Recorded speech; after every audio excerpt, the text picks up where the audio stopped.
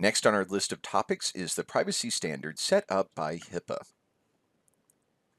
There are 18 identifiers that qualify information as protected health information. These identifiers could be related to past, present, or future conditions of an individual.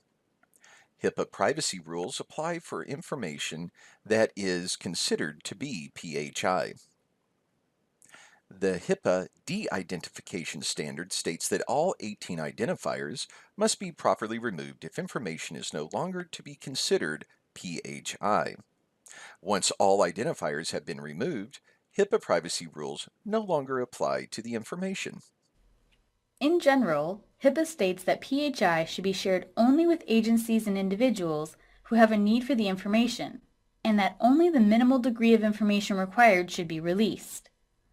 Do keep in mind that where disclosures are required by Arizona state statutes, the privacy rules minimum necessary standard does not apply, because the law requiring the disclosure will establish the limits on what should be disclosed.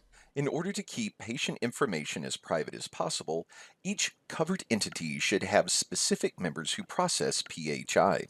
All use of PHI should be cleared through the HIPAA privacy officer that was assigned by the covered entity. When a covered entity receives a request for PHI, the identity of whom is requesting the information should be verified before sending PHI. Disclosing PHI requires patient authorization before the information can be released. Though there are certain circumstances where patient authorization is not required to disclose PHI, consult with your HIPAA privacy officer when requested for PHI to ensure compliance with the HIPAA privacy standards and ASU policy. A type of disclosure that requires a patient's authorization is the sale of PHI, which is defined under HIPAA as the direct or indirect financial or non-financial remuneration in exchange for PHI. You must have a patient's authorization to sell their PHI, which must state that the covered entity will receive remuneration during the transaction. Correct! Public health and research purposes are not considered the sale of PHI.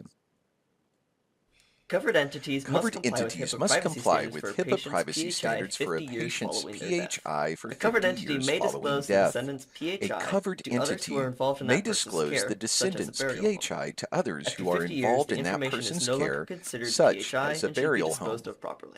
After 50 years, the information is no longer considered PHI and should be disposed of properly.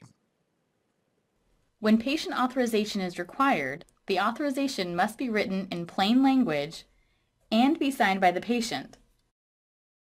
Authorization must include the type of PHI disclosed, purpose of the PHI disclosure, the date authorization expires, a statement regarding ability or inability to make treatment, payment, enrollment, or eligibility as a condition of patient authorization, the patient's right to revoke authorization, the name of the person or group receiving the patient's PHI, and a notice of potential redisclosure of PHI.